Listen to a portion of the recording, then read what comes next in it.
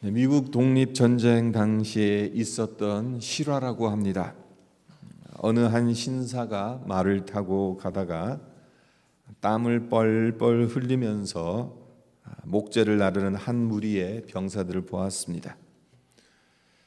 그런데 그 옆에선 그들보다 계급이 좀 더 높아 보이는 장교가 그늘에 편안히 앉아서 구경만 하고 있는 겁니다.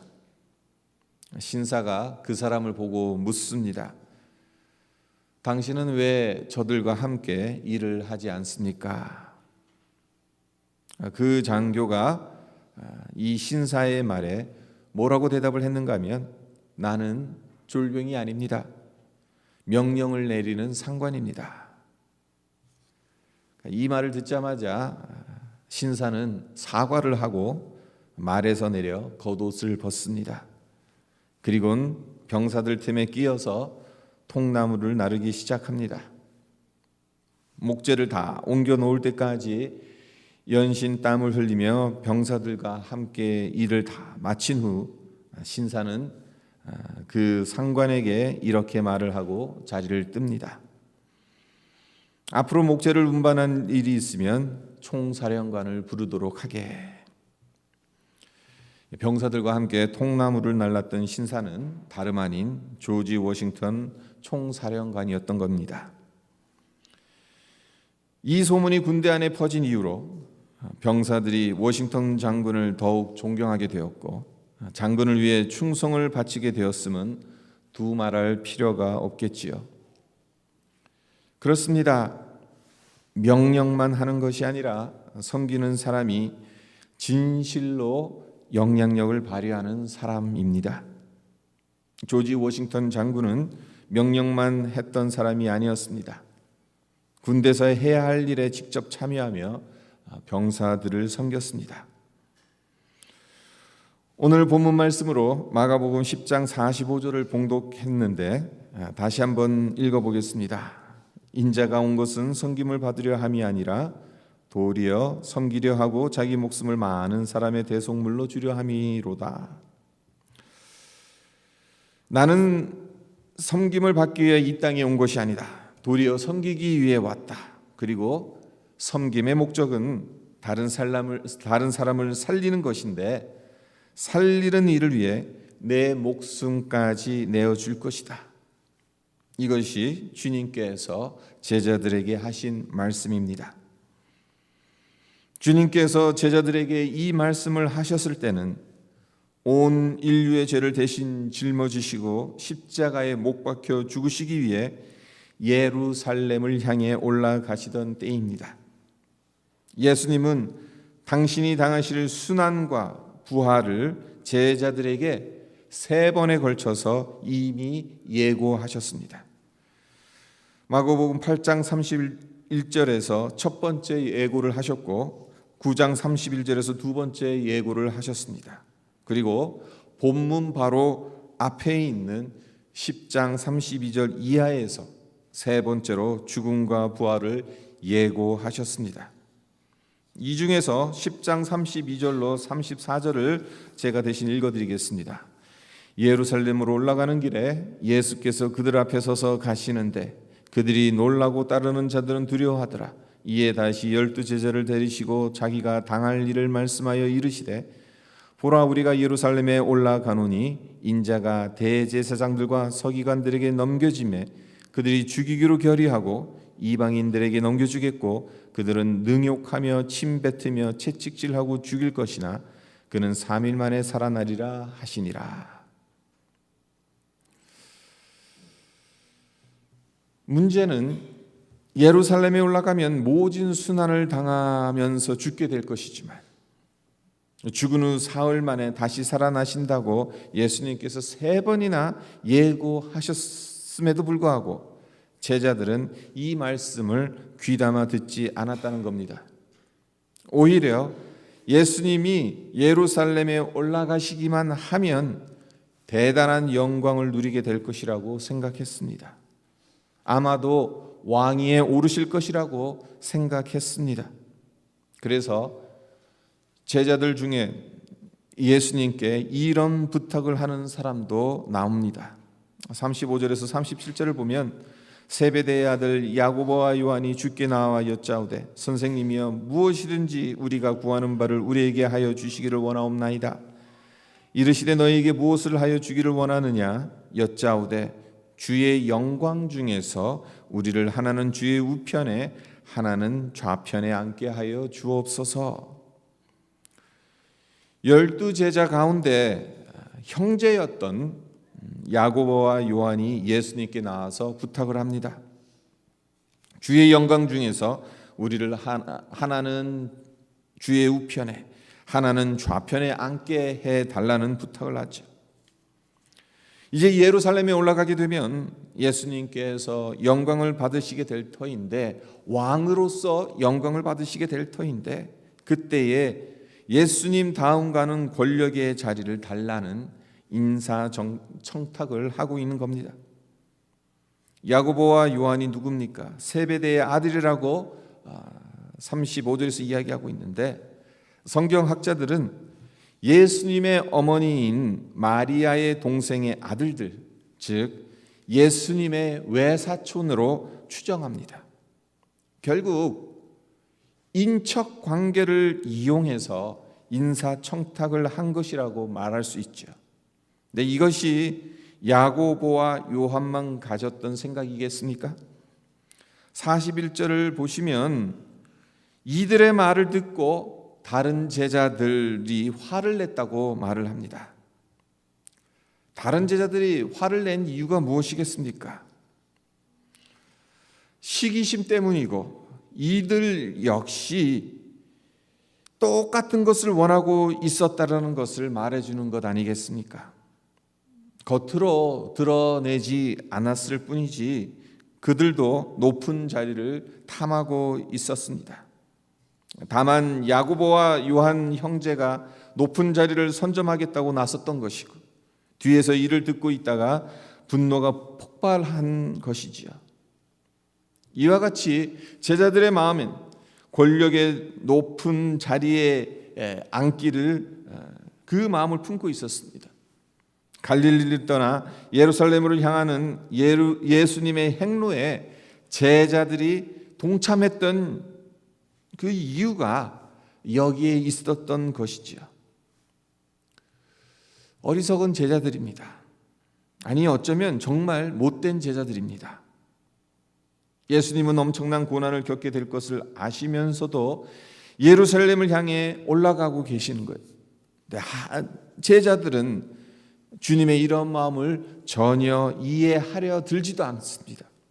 자신의 입신 양명만을 생각하고 있습니다. 오늘날은 어떻습니까? 신앙생활을 하려는 목적이 축복받는 것에만 있는 것은 아닌가? 예수님께서 구원의 주님이 되시고 예수 안에 영원한 생명이 있다는 사실에 초점을 맞추기보다는 예수 믿어서 복받아야겠다는 생각에 사로잡혀 있지는 않는가? 물론 예수 믿으면 복을 받는 것 맞습니다. 예수 믿으면 불치병도 고침을 받을 수 있습니다. 예수 믿어 부자 되는 사람도 많습니다. 예수 믿어서 자녀들이 세상에서 잘 되는 경우도 너무너무 많습니다. 이런 복을 받기를 사모하고 기도하는 것 전혀 문제될 것이 없습니다. 우리 성도님들 간절히 기도하셔서 이런 복을 풍성하게 누리셨으면 좋겠습니다. 하늘의 복뿐만 아니라 땅의 복도 넘치도록 받으시기를 저 역시 너무나 원하는 바입니다. 하지만 이것이 전부가 아니잖아요. 이보다 더 중요한 것이 있지 않습니까? 이 땅에서 받게 되는 축복이 예수 믿는 신앙의 핵심이 아니라는 것을 우리는 명심하고 있어야 합니다. 예수 믿는 신앙의 핵심은 이 땅에서 축복을 받느냐 못 받느냐 이것에 달려있지 않습니다. 이 세상에서 받은 복이 많으면 믿음이 좋은 것이고, 받은 복이 많지 않으면 믿음이 나쁘다고 말할 수 없습니다. 이 땅에서 복 받는 것을 전부로 여긴다면 일이 풀리지 않을 땐 예수님을 믿는데도 왜 축복을 주시지 않느냐면서 불평하기 쉽고 시험에 들기 쉽습니다.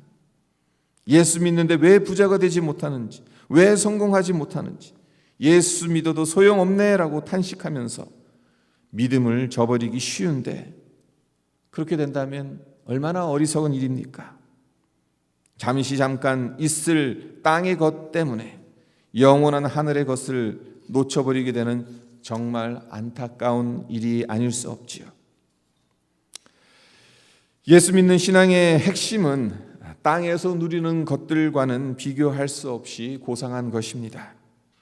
예수 그리스도가 구원의 주님이시고 그분을 통해 영원한 천국의 생명을 누리게 된다는 것, 그리고 예수님을 닮아가는 제자로 살아가는 것, 이것이 기독교 신앙의 핵심입니다. 이 점을 명심하고 있어야 우리는 주님의 마음을 헤아릴 수 있습니다. 그리고 오늘 본문에서 말씀하시는 섬김의 의미를 제대로 파악할 수 있게 되는 겁니다. 주님은 높은 자리를 탐하여 경쟁심을 품고 서로 간에 좋지 않은 감정에 사로잡힌 제자들에게 너희는 섬기는 자가 되어야 한다고 말씀하셨습니다. 42절로 44절을 보도록 합니다. 예수께서 불러다가 이르시되 이방인의 집권자들이 그들을 임의로 주관하고 그 고관들이 그들에게 권세를 부리는 줄을 너희가 알거니와 너희 중에는 그렇지 않을지니 너희 중에 누구든지 크고자 하는 자는 너희를 섬기는 자가 되고 너희 중에 누구든지 으뜸이 되고자 하는 모든 사람의 종이 되어야 하리라. 성도 여러분, 높은 자리에 오르려는 목적이 무엇이겠습니까?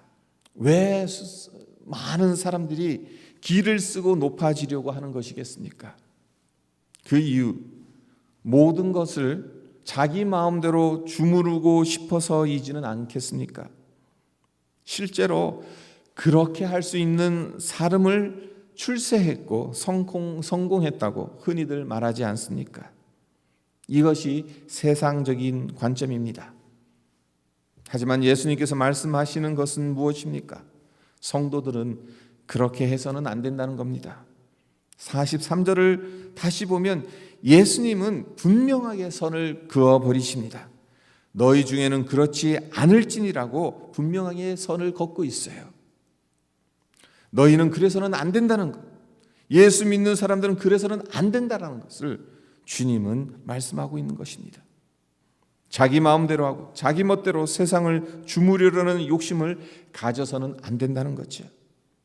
도리어 그 반대로 다른 사람을 섬기고 다른 사람들의 종이 되어야 한다고 주님께서는 말씀하십니다. 하지만 이 말씀을 우리는 오해하지 말아야 합니다. 최말단에 머물면서 승진하고 진급하려는 어떤 노력도 하지 말라는 말씀으로 오해해서는 안 됩니다. 열심히 노력해야 합니다. 최선을 다해야 해요. 될 수 있는 한 1등이 될 수 있도록, 최고의 지도자가 될 수 있도록 부단하게 노력해야 합니다. 중요한 것은 높은 자리에 가서 아래 사람들을 함부로 대해서는 안 된다는 것이죠. 부자가 되더라도 가난한 사람들을 업신 여기지 말라는 겁니다. 많이 배운 것을 가지고 못 배운 사람들을 무시하면 안 된다는 겁니다.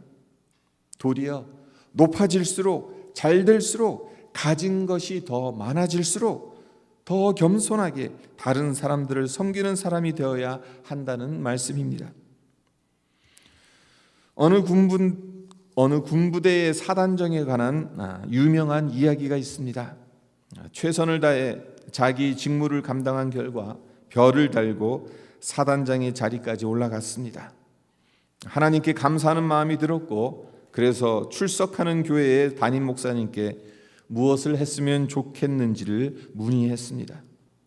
목사님은 열심히 섬기는 사단장이 되십시오라는 권면을 합니다.